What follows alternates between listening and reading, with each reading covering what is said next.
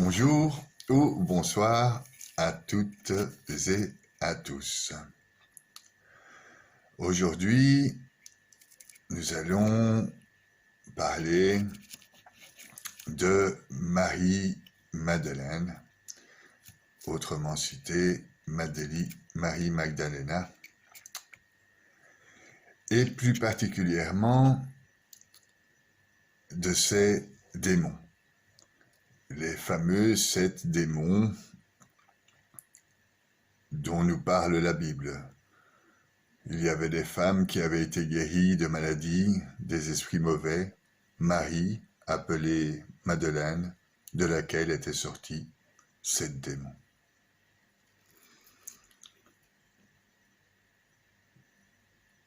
Dans les aventures de Jésus, dans son entourage, il y avait beaucoup de femmes.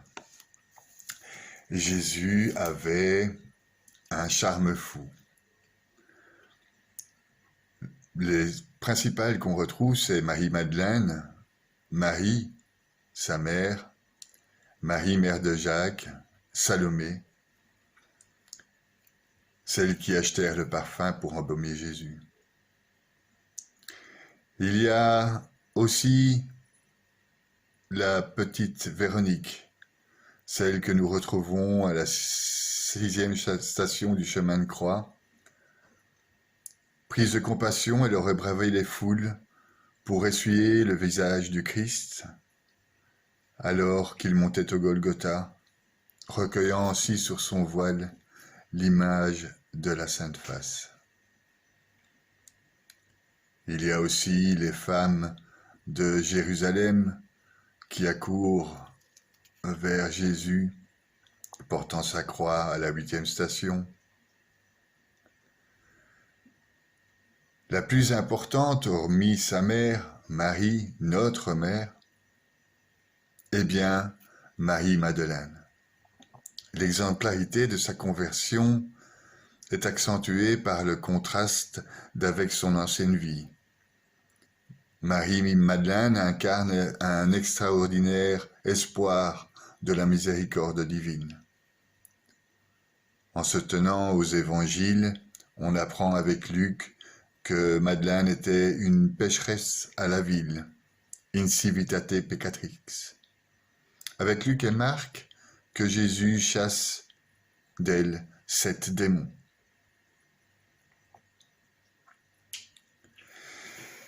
Madeleine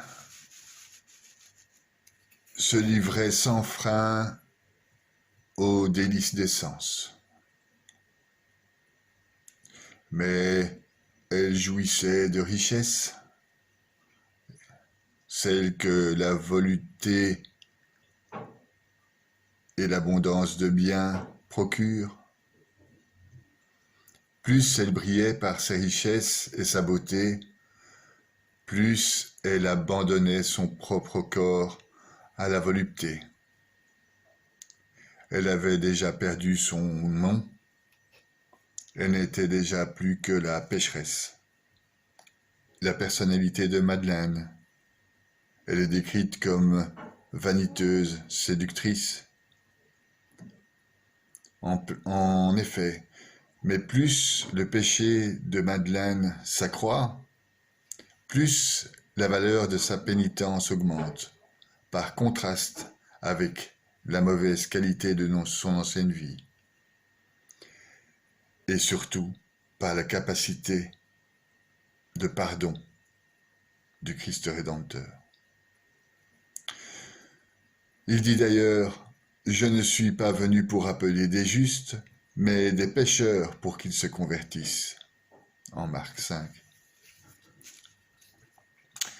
Les sermons prononcés en l'honneur de Madeleine se font en 2 temps, toujours. Dans le premier temps, il est décrit comme la séductrice d'une beauté remarquable. Dans un second temps, elle est décrite comme la pénitente, pardonnée, fidèle au Christ, qui se voit offrir la primauté de la résurrection.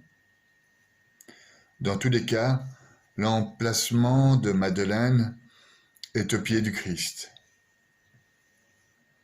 Elle fonctionne comme un pivot de transformation. Madeleine apparaît en effet comme un exemple de choix, déclare saint Bonaventure.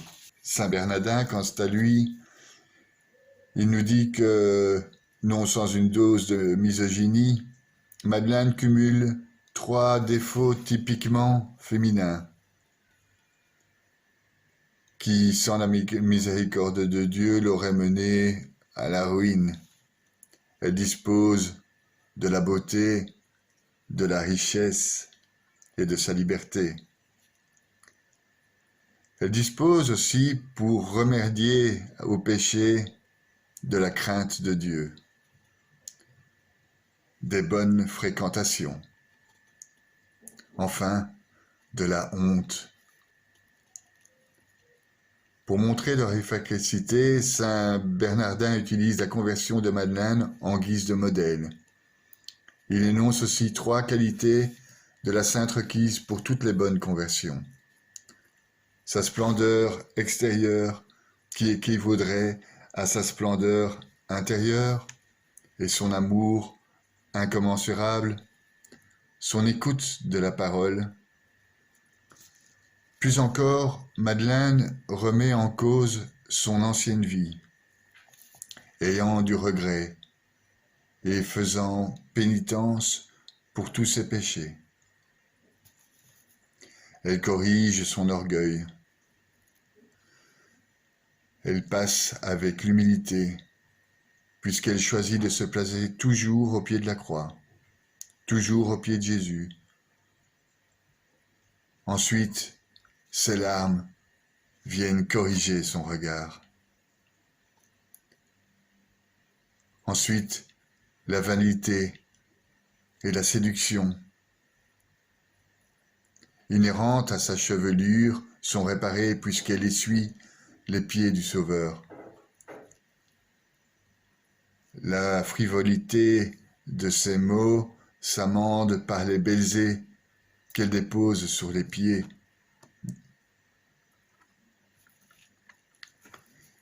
Madeleine n'est plus impudente. Elle est extrêmement belle, humble.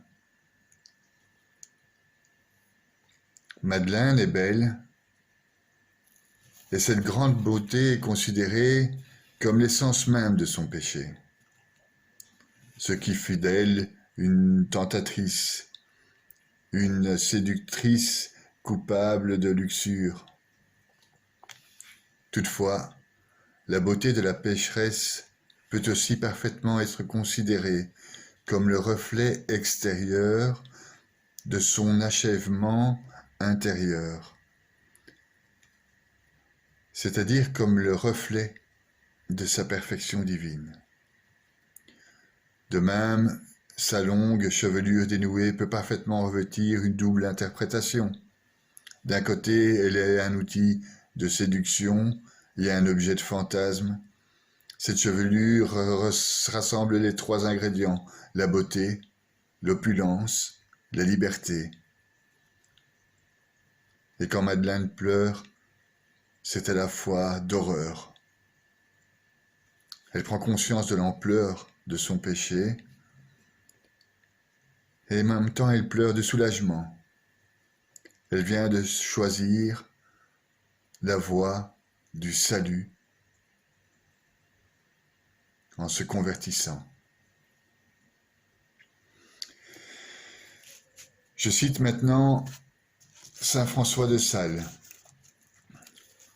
Une carcasse puante qu'elle était, elle devient un vaisseau de grand prix, propre à accueillir une liqueur très précieuse et odorante de grâce, de laquelle après elle parfuma son sauveur, celle qui était un fumier de très mauvaise odeur devient par cette conversion un des très beaux lys, une fleur de très suave odeur, et d'autant plus qu'elle était pourrie et puante, elle fut purifiée et renouvelée. Nous voyons tous les jours cette merveille dans la nature. Les fleurs prennent leur accroissement et leur beauté d'une manière puante et pourrie dans cette terre, Plus la terre en est remplie, plus aussi le lys et les fleurs qui y sont plantées croissent et sont belles. L'expérience nous montre journellement. Au commencement du printemps, on remplit la terre de fumier et les plantes y croissent, en tirent une substance qui les rend de plus en plus agréables et excellentes. Ainsi, notre sainte, qui est toute infectée de péché, fut après rendue d'autant plus belle par la contrition, par son amour, par sa pénitence. Au propos de pénitence, je vous conseille d'aller regarder une capsule que j'ai faite concernant le Notre Père et le pardon. Pardonne-nous nos offenses, comme nous pardonnons aussi à ceux qui nous ont offensés. Il est là, grande affaire de pénitence.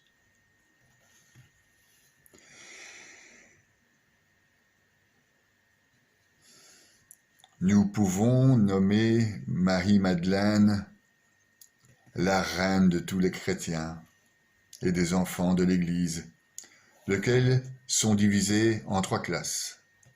Les premiers sont les justes, les seconds les pénitents, les troisièmes sont les pécheurs. Les pénitents ne sont sûrement pas des pécheurs, mais ils ne veulent pas mourir en leur péché. Les autres sont des pécheurs opiniâtres, mais qui veulent point de pardon et qui meurent dans leur iniquité. De ceux-ci, nous allons plus parler. Car de telles sortes de gens n'ont plus de prétention pour le ciel. L'enfer leur est préparé, il sera leur héritage. Malheureux qu'ils sont, parce qu'à mesure qu'ils font vœu de mourir en leur obstination, ils le font par conséquent d'être damnés.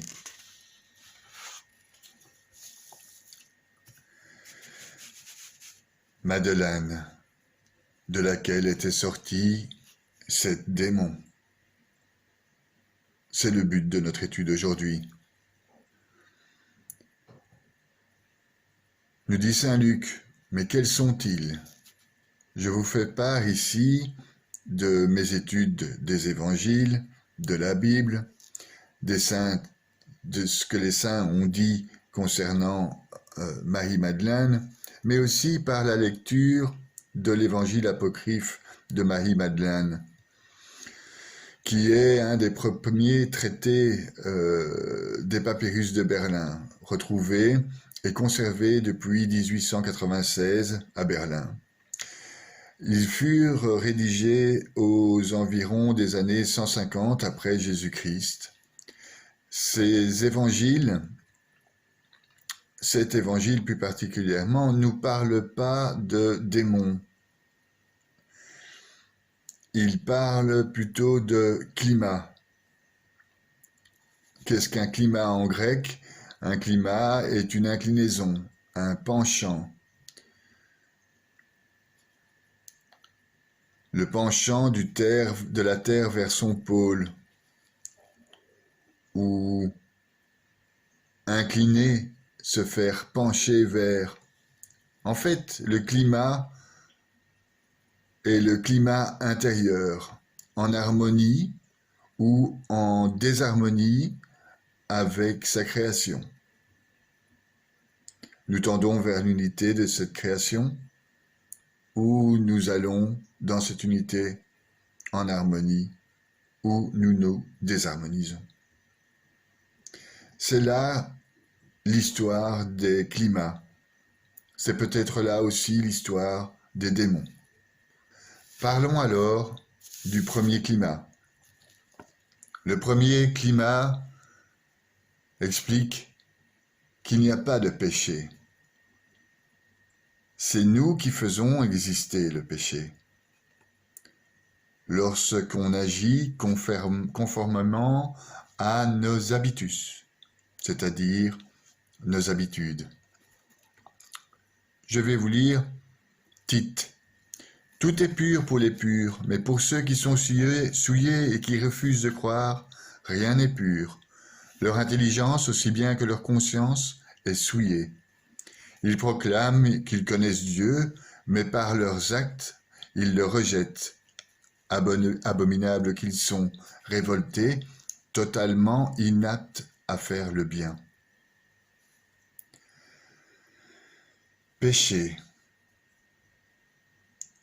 Amartia, en grec. Amartia dérive du grec amarsatnen, qui signifie manquer sa cible ou se tromper. Nous nous trompons nous-mêmes par nos habitus. On crée donc ce péché, ce qui est mal. Le péché est une offense, une violation de la loi divine, en pensée ou en acte. Selon Aristote, saint Thomas d'Aquin, d'autres philosophes, les actes semblables causent des habitudes semblables. L'exercice des habitus est entièrement de notre volonté.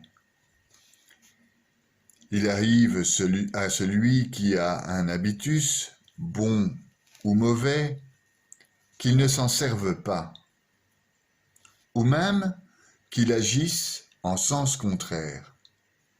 Là est le secret.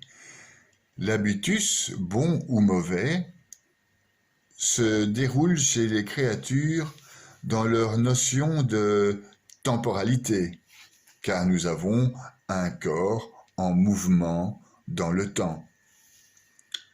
En effet, l'absorption de tout aliment ne fait pas grandir l'animal sur le champ.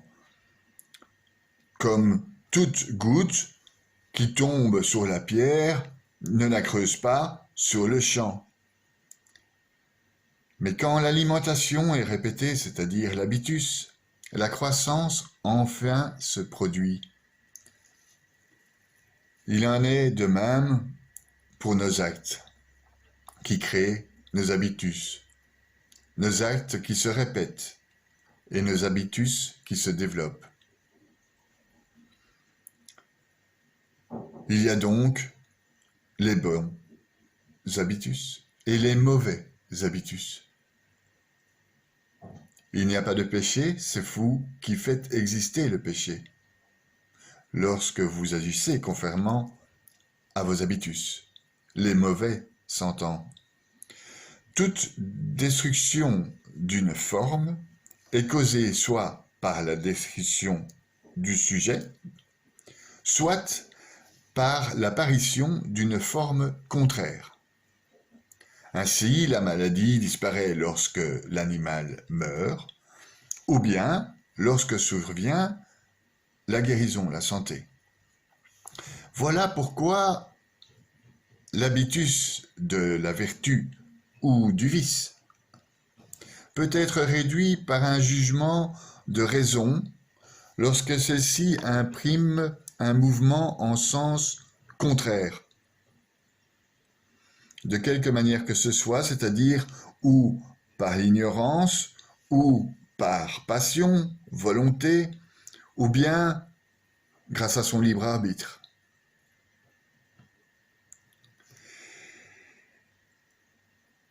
Les habitus d'eux-mêmes se détruisent et s'affaiblissent par le fait que le temps passe. Le temps est un agent contraire.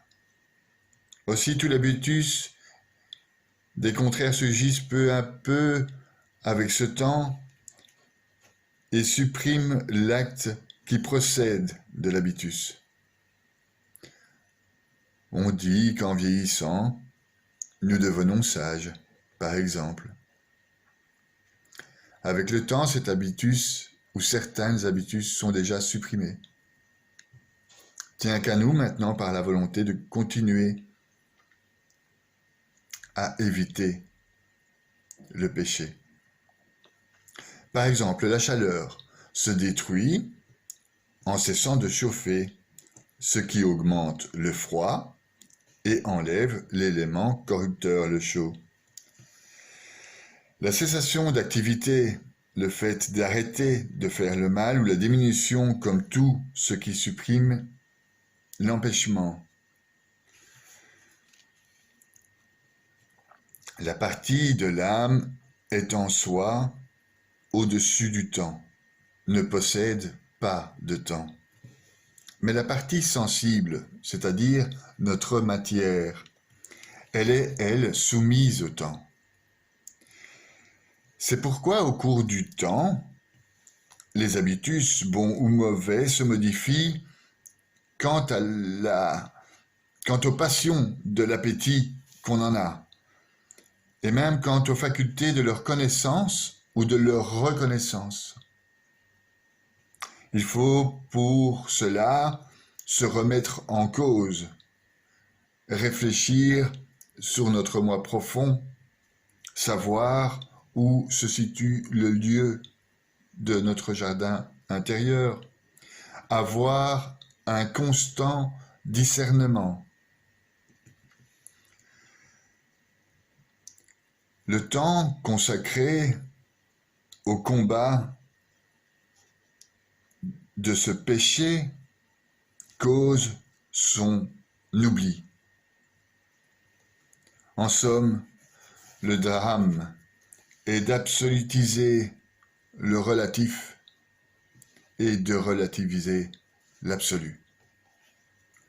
On se trompe de cible, comme nous l'explique le sens de cette amartia, manquer sa cible.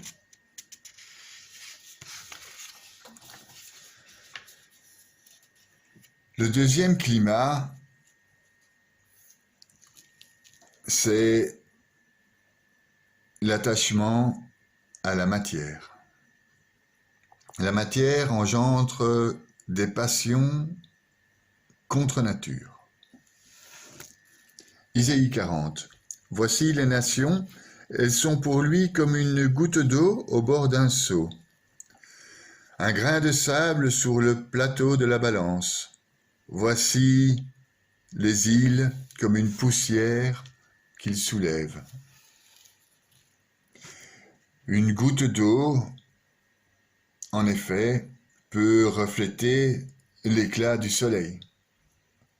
Mais s'y attacher, vouloir la faire durer, ce qui est par nature ne peut durer, relève de la démence ou de la stupidité. Nous mourrons tous.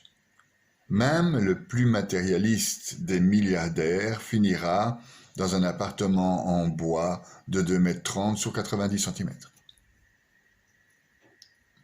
Saint Augustin déclare: on ne doit pas croire que la matière des choses visibles soit soumise sans limite aux anges désobéissants, mais à Dieu seul. Les sages de la Kabbale nous apprennent que l'acte charnel dans le sexe est ce qu'il y a de plus matérialiste. Les voluptés sexuelles sont celles qui dissolvent le plus ou tout spécialement l'âme de l'homme. Toute autre matière se rattachant à un excès, comme la gourmandise, l'envie, la possession,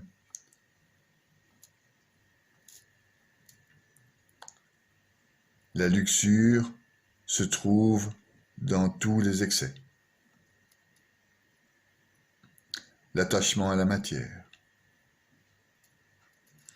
On dit que le vin est une chose luxuriante ou luxurieuse. Eh bien, en ce sens que toute matière où il y a débordement se réfère à la luxure, ou bien que l'usage exagéré du vin offre un excitant à la volupté sexuelle ou charnelle. Saint Augustin dit « J'estime qu'il n'y a rien qui fasse tomber l'âme de l'homme de plus haut que les appâts de la femme.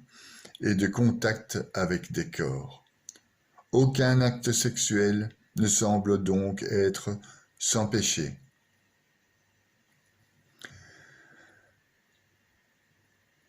Un peu de levain suffit pour que toute la pâte fermente. Parlons alors de notre jardin intérieur, où poussent les beaux arbres, où on fait le ménage journalièrement pour retirer les orties, scruter nos vices, nos défauts, passer les épreuves qui se présentent. Ces épreuves devenues ces cailloux, on en fait des murs ou des ponts, selon la convenance du moment. Dans ce jardin intérieur, rien n'est matière a priori, puisque nous bêchons avec le bon Dieu. Mais si on n'y fait pas attention, une matière peut s'engendrer. Des ronces, des chardons, des orties, nos habitudes, le pouvoir, le profit, une sexualité débridée, la jalousie, la colère, etc. Et dépasser notre jardin, en sortir, donner libre cours à notre esprit, à notre libre arbitre, et devenir enfin de la matière. Vous devenez corrompu, sali. Et votre image, votre attitude n'est que le reflet de votre désordre intérieur. Il faut donc faire dans ce jardin de ce qui est dangereux une exception, un attrait, une beauté, un atout que l'on préserve ou qu'on offre en décoration supplémentaire.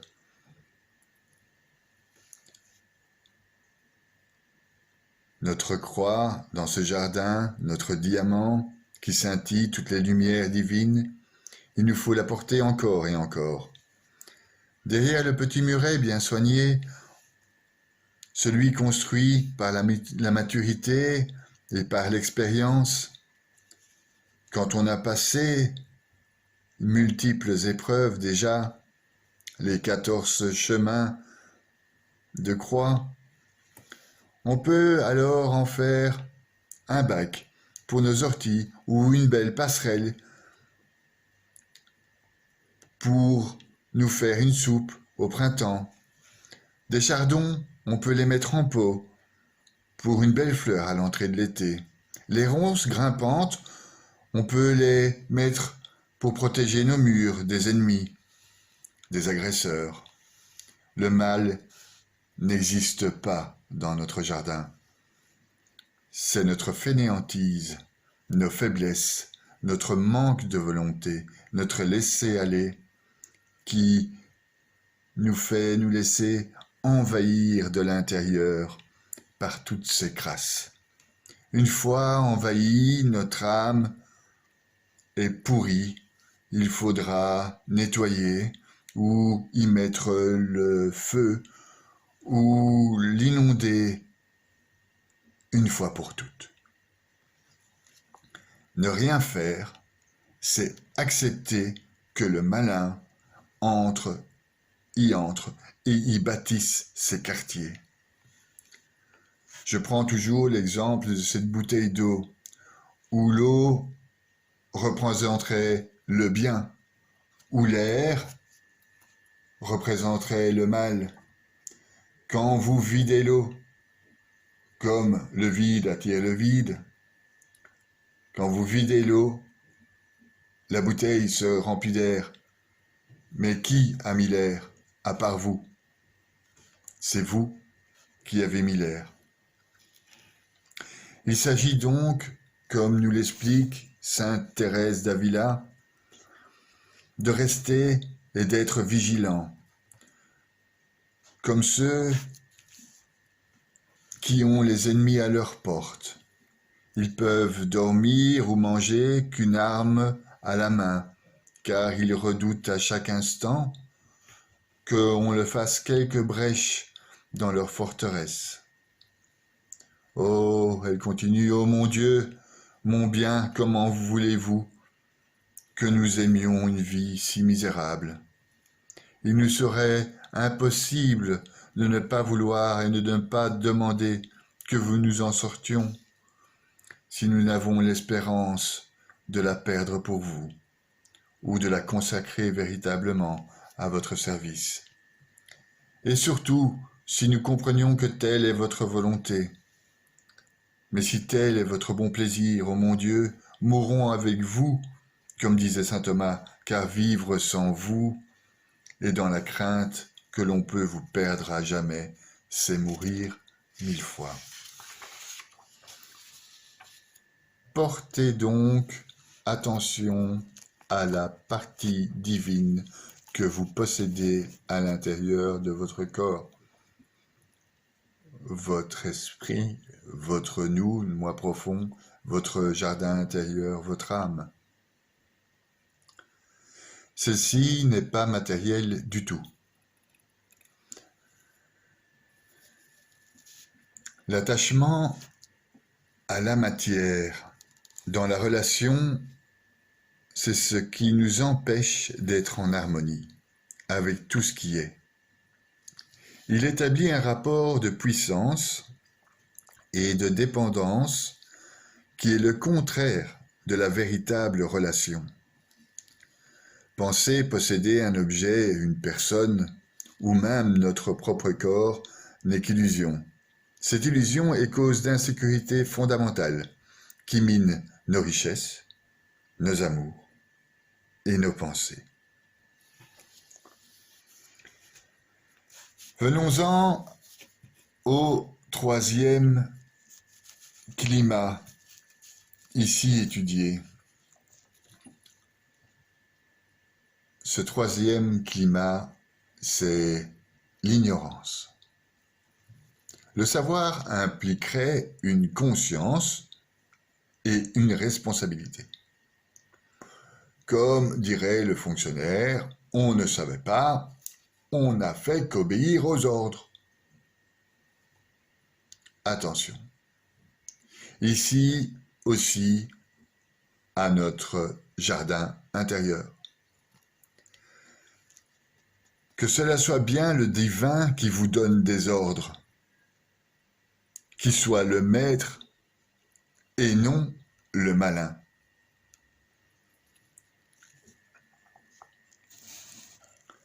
Le discernement, encore une fois, permet de ne pas s'identifier à notre penchant, de ne pas se prendre pour ce qui nous incline.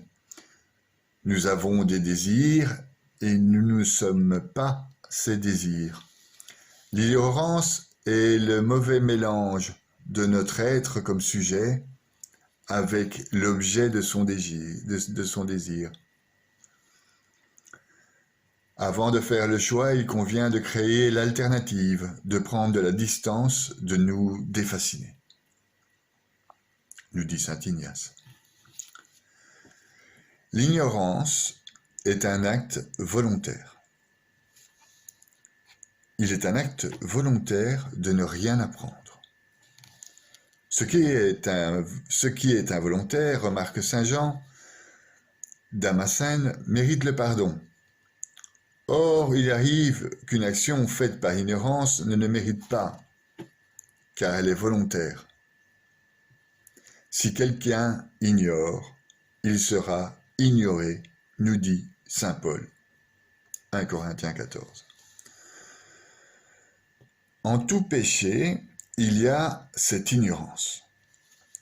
Selon le proverbe, ceux qui font le mal se trompent. Donc se trompe manque sa cible. L'ignorance n'incline pas à vouloir que la chose s'accomplisse, mais c'est un accident par lequel elle s'accomplit, et où on ignore à la fois, dans l'exemple cité, de celui qui veut tuer son ennemi, mais qui chasse le cerf. Il tue le cerf, en tout cas il croit tuer le cerf, en fait il tue son ennemi. Il ne le savait pas, c'est un acte d'ignorance. L'acte de volonté se porte sur l'ignorance elle-même. Par exemple, lorsque quelqu'un veut ignorer pour savoir avoir une excuse à son péché, ou pour ne pas en être détourné. Selon la parole du livre de Job, nous ne voulons pas connaître tes voies. C'est ce qu'on appelle l'ignorance affectée. Elle a un but. Il y a 3 formes d'ignorance. Celle qui procède du savoir. On ne veut pas apprendre. Celle où l'on ne veut pas voir. On ne veut pas savoir pour continuer dans nos habitus. L'homme aime à suivre ses penchants animaux, ou l'animal qu'il était, ou qu'il est encore, pour s'épargner les preuves de la connaissance et les exigences du discernement.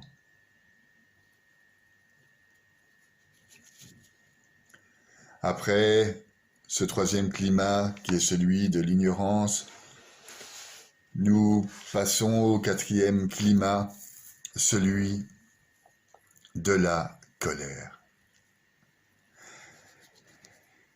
C'est la révolte. La colère provoquée par notre impuissance à être rien, alors qu'on voudrait être tout. C'est la colère de l'enfant qui voudrait porter et qui n'a pas la force de soulever le poids qu'un adulte peut soulever sans aucun problème. Si l'enfant accepte d'être un enfant à ce moment-là, il n'y aura pas de colère. Tout est dans l'acceptation et le lâcher-prise. C'est le pire des démons, car il aliène vraiment l'âme. Elle ne se possède plus, elle ne se reconnaît plus, il n'y a plus de disponibilité pour elle. Au sens propre du terme, on est possédé. La colère et la haine ont un effet commun, qui est de nuire à l'autrui. Elle est causée par la tristesse. Alors on s'enivre avec tout ce qui passe. Et l'ivresse lie la raison et favorise encore plus la colère. La colère et la raison ne vont pas bien ensemble. Notez qu'il y a des fois raison à la colère. Non point que la raison commande, mais elle met en lumière la justice. Proverbe 27. La colère, de même que la fureur impétueuse, ignore la miséricorde. Un homme en colère, il veut que son adversaire connaisse son mal. Voit comment il souffre. La colère est plus impitoyable que la haine. L'homme en colère désire le mal de son adversaire non en tant que c'est du mal, mais en tant qu'il y a une certaine valeur de bien, c'est-à-dire qu'il considère ce mal comme juste, en tant qu'il y trouve sa vengeance. C'est pourquoi la haine consiste à vouloir le mal au mauvais, tandis que la colère veut du bien au mauvais. La colère ne veut le mal que sous l'aspect d'une juste revanche. Donc, quand un homme en colère constate que le mal qu'il fait et qu'il a infligé dépasse la mesure de la justice, il éprouve de la pitié et souffre plus encore. 3 types de colère. Le fiel, le désir de cracher toute sa haine, tout son mal, tout le mal qu'on ressent. Le deuxième type de colère est la rage, un désir de vengeance contrôlé. Le troisième type de colère, c'est la fureur, le désir de tout détruire. L'emportement, nous dit Cicéron, c'est une colère qui naît tout d'un coup et qui disparaît demain. Selon saint Matthieu, il y a 3 degrés de colère. Celui qui se met en colère contre son frère, c'est la colère muette. Celui qui dira à son frère « rachat », c'est la colère qui se manifeste par des cris, plus que par des paroles vraiment formulées. Enfin, il y a celui qui dira à son frère « fou ». C'est la colère qui se traduit en langage parfaitement expressif. Salomon nous dit dans ses Proverbes 14, « Celui qui est lent à la colère a une grande intelligence, mais celui qui est prompt à s'emporter proclame sa folie. » Le 5e climat qui lui est rattaché est le climat de la jalousie. Une autre de ces possessions démoniaques, quand l'évangile de Marie nous parle de la jalousie mortelle. Dans Deutéronome 6, le Seigneur ton Dieu est un Dieu jaloux. Au milieu de toi, la colère du Seigneur ton Dieu s'enflammerait contre toi et te ferait disparaître de la face de la terre. Ne rien reconnaître de positif dans cette manifestation négative que nous attribuons aux démons risque de devenir aliénant. Le mal deviendrait alors le mauvais et le malin gagne la partie, en effet, comme des rats. Nous retombons dans la perspective dualiste où s'oppose la lumière des ténèbres, le bon Dieu, Jésus, et le mauvais démiurge, Yod-Hé-Vav-Hé, la perspective dont l'âme, dans son voyage, tente de sortir. Yod-Hé-Vav-Hé est la volonté et l'amour. Nous pouvons voir en lui le Père qui s'oppose, qui supporte difficilement de voir ses créatures se pervertir et s'égarer. C'est d'ailleurs ce que dit plus tard la suite du texte. Vous observerez avec soin les commandements du Seigneur votre Dieu, les édits et les décrets qu'il a prescrits. Il agit comme un père. Le père est jaloux lorsque les hommes cherchent la paix et le repos dans une réalité qu'ils ne peuvent pas le leur donner.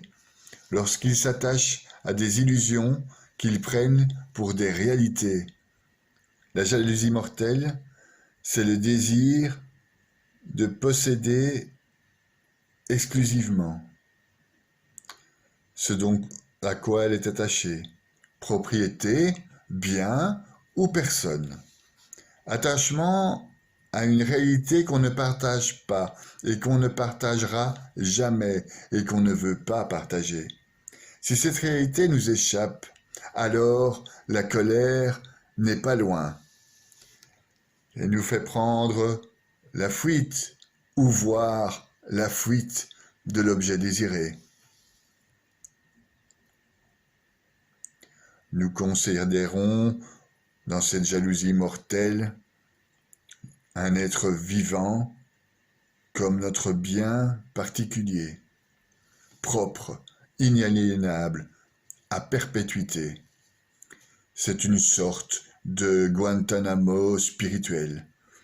Et notre jardin intérieur est alors peuplé de ces ronces, de ces gargouilles de cette mort et de quelques roses flétries.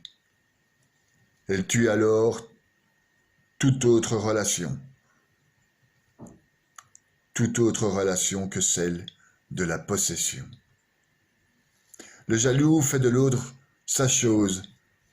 Elle tue en lui la perspective de rencontrer l'homme comme sujet, comme une liberté capable de s'ouvrir à d'autres libertés. Lorsqu'on se marie, on ne se met pas la corde au cou, mais bien l'anneau au doigt, symbole d'une alliance, jamais d'une dépendance. Cette jalousie est le contraire de la confiance mutuelle. Là où entre deux êtres il n'y a plus de confiance, le démon s'installe. Ce ne sont pas uniquement la jalousie et la colère qui me prennent place, mais la mort. La jalousie est un homicide, en ce sens où elle est incapable de respect, incapable de reconnaissance de ce que l'humanité de l'autre. La jalousie, comme le sexe, réduit l'autre à un objet, à une matière, et nous réduit par ce fait, et par effet miroir nous-mêmes, à être que cette matière, en éruption dont les laves, ne laisse derrière elle que tristesse, amertume et cendre. Paul, aux Corinthiens, puisqu'il y a parmi vous de la jalousie et des disputes.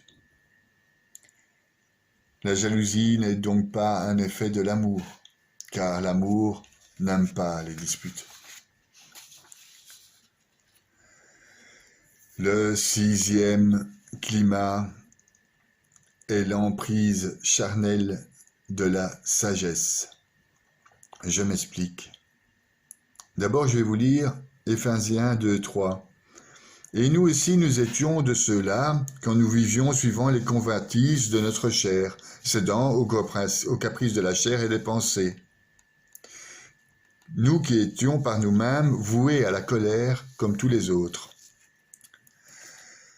Attention, la chair et des pensées, la sagesse charnelle, l'humain autosuffisant, qui croit qu'il est le centre de tout, qu'il n'a rien à voir avec un créateur, qu'il est une machine psychique, comme pourrait nous l'expliquer Descartes. Ou La Fontaine, quand la grenouille se fait plus grosse que le bœuf et finit par exploser. Ou la sagesse de ces mondains qui se cachent derrière une façade brillante, des mots de ruine de leurs mœurs décousues, le néant de leur cœur et l'absence même de celle qu'ils prétendent posséder. Il faudrait citer dans ce chapitre sur la sagesse charnelle absolument tout le chapitre des Corinthiens, ou en tout cas une grande partie. Je vais vous lire une petite partie la plus édifiante à ce sujet, et je vous invite à lire la première lettre aux Corinthiens, qui explique très bien ce que c'est cette emprise charnelle. Vous pouvez lire dans l'Ancien Testament aussi l'Ecclésiaste, qui est très clair à ce sujet. Je vous lis, l'Écriture dit en effet, « Je mènerai à sa perte la sagesse des sages, et l'intelligence des intelligents, je la rejetterai. Où est-il le sage? Où est-il le scribe? Où est-il le raisonneur d'ici-bas, la sagesse du monde? Dieu ne les a-t-il pas encore rendues folles? Puisque, en effet, par une disposition de la sagesse de Dieu, le monde, avec toute sa sagesse, n'a pas pu reconnaître Dieu. Il a plu à Dieu de sauver les croyants par cette folie qu'est la proclamation de l'Évangile. Alors que les Juifs réclament les signes miraculeux, que les Grecs recherchent la sagesse, nous proclamons un Messie crucifié, scandale pour les Juifs, folie pour les nations païennes. Mais pour ceux que Dieu appelle, qu'ils soient juifs ou grecs, ce Messie, ce Christ, est la puissance de Dieu, la sagesse de Dieu. Car il est folie de Dieu et plus sage que les hommes, et la faiblesse de Dieu est plus fort que tous les hommes. La sagesse charnelle a à voir avec l'orgueil de la créature.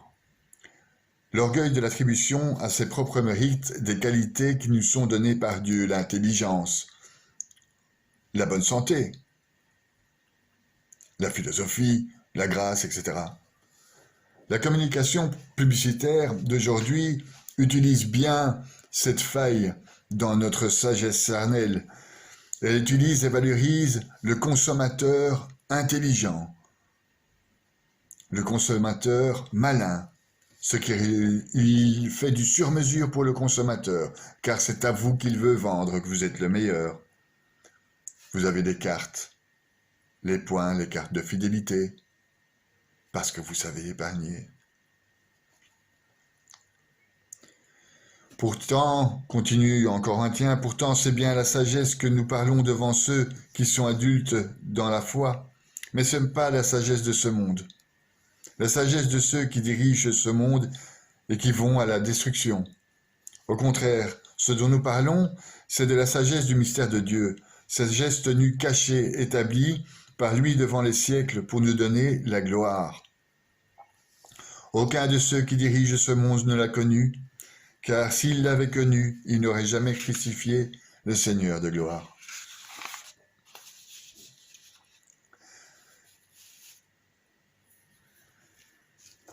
Pour en finir maintenant, nous arrivons au 7e climat,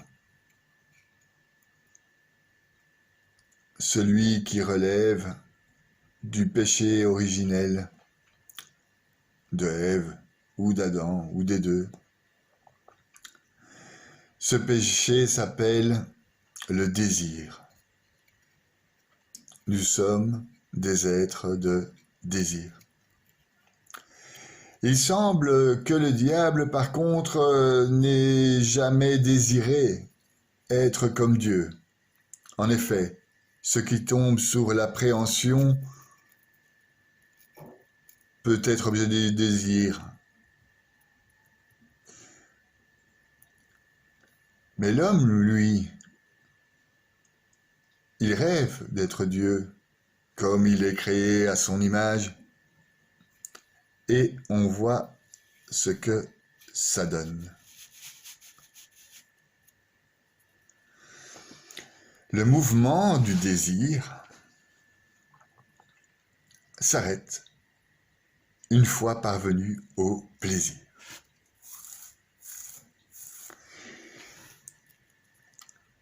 La femme s'aperçut que le fruit de l'arbre devait être savoureux, qu'il était agréable à regarder, qu'il était désirable. Cet arbre, puisqu'il donnait l'intelligence, elle le prit de son fruit et en mangea. Elle en donna aussi à son mari, il en mangea. Alors ils eurent les yeux, alors à leurs yeux à tous deux s'ouvrirent, et ils se rendurent compte qu'ils étaient nus. Ils s'attachèrent les unes aux autres des feuilles de figuier, et s'en firent des pagnes. Le désir fait de nous des êtres de chair.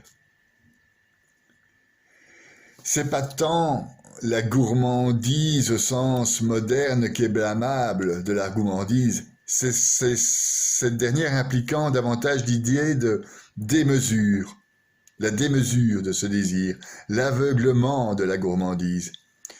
On le retrouve chez l'internaute qui télécharge des contenus licites ou illicites sur son ordinateur et qui ne pourra pas, avec une seule vie, regarder ou lire. La même obésité dans les réseaux sociaux avec les 5650 amis ou les 300 000 applications sur notre téléphone. Nous disposons aussi de millions d'heures à regarder sur Mythique. Nous sommes dans ce désir effréné alors.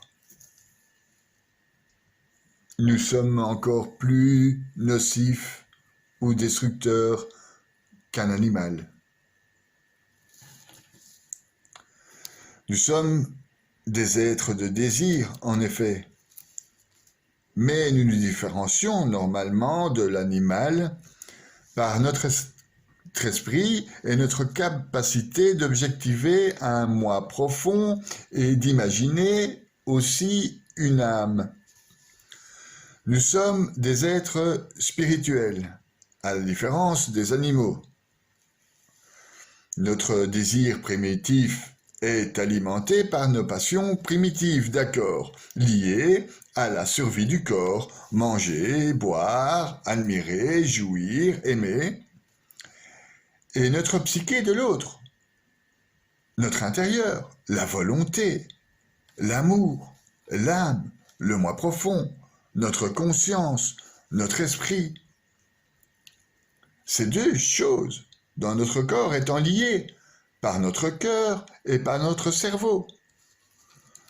Nous recherchons, hormis la survie de notre corps, notre bonheur. Le bonheur consiste, nous explique la métaphysique, à la recherche de la spiritualité et de l'amour. Tout ceci au plus profond de notre âme. Bien sûr, un corps nourri est primordial. Ça fait partie de ces passions primitives. Pour effectuer un mouvement harmonieux de notre corps, donc la somme totale du psyché et du physique, pour sa survie, on y verra donc la tristesse et la haine, afin de protéger notre corps primordial, ou l'âme métaphysique, le nefesh, de la douleur. C'est l'âme de la matière. Cette âme ne fait aucune différence entre le bien et le mal. Elle est créée de Dieu, c'est une âme pure, mais non spirituelle. Si nous en restons à ce stade, avec nos afflictions animales, nous sommes rien de plus qu'un être primitif. Certains animaux plus évolués possèdent un niveau que l'on pourrait appeler le niveau du cœur, le centre de l'être, l'envie de ces animaux d'évoluer et d'éprouver de la joie et de l'amour. Le chien de compagnie par exemple, avec son maître. Le loup en meute. Pareil pour nous, créatures, si nous agissons ainsi. Et l'homme devient un loup pour l'homme, la femme une chienne indomptable, le penseur une méduse. Je rigole, c'est bien pire. Le désir alors chez l'homme, sans la conscience de l'âme, du bien, du nous, se situant entre les deux, est assailli continuellement par les tentations du malin, qui s'installera bien volontiers dans votre jardin intérieur pour y faire sa demeure sans que vous y prêtiez attention, à défaut de conscience spirituelle et de volonté de connaissance de la voie. Le désir alors vous submerge et vous devenez monstrueusement désireux d'avoir le plus de plaisir possible. Le moins de tristesse, le moins de haine, supprimant de vous toute forme de compassion, d'humilité ou de réelle sagesse. Et ce que vous nommez amour et joie sont désormais devenus de simples produits de consommation. Voilà où peut nous amener ce dernier type de démon. Je voudrais finir ici par citer le merveilleux sermon, en tout cas une partie du merveilleux sermon de saint François de Sales concernant Marie-Madeleine. Cette sainte fut admirable en ceci. parce que dès l'instant de sa conversion jusqu'à la mort, elle ne quitta point les pieds de son maître. Je ne me souviens pas d'avoir vu en aucun lieu qu'elle soit jamais sortie de ses sacrés pieds. À sa conversion, elle entra par derrière et se jetant à ses pieds, elle lava de ses larmes et essuya de ses cheveux. Quand plus tard elle alla le retrouver au festin, et qui se fit après la résurrection de Lazare, elle portait un vase de parfum, et oignit le précieux, et se prosterna encore à ses pieds. Elle y retourna toujours et aussitôt. À la mort du Sauveur, lorsqu'il fut attaché sur la croix, elle demeura toujours sous ses pieds.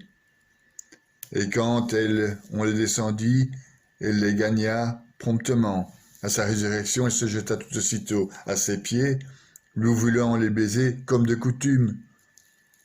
En somme, elle ne quitta jamais les pieds, mais elle y a constamment tenu son cœur et ses pensées, vivant en très profonde humilité et bassesse.